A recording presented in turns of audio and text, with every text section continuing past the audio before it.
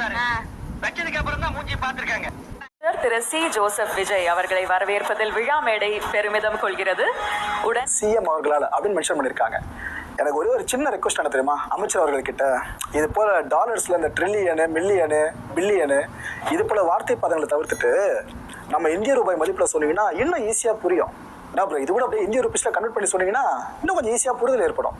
ஏன்னா எல்லாரும் இந்த விஷயத்தில் கன்வெர்ட் பண்ணி அப்படியே அந்த செகண்டில் புரிஞ்சவான்னு சொல்ல முடியாது. அதுக்கு சொல்கிறேன், இந்த வேலையை நான் ஒரு முறை இங்கே ஈஸியாக்கிறேன். உங்களுக்கு 143 லட்சம் கோடி ரூபாய் இந்திய ரூபாய் மதிப்பில் சொல்கிறதா இருந்தால் வேலைக்காக யாருமே சொந்த ஊரை விட்டு போகக்கூடாது.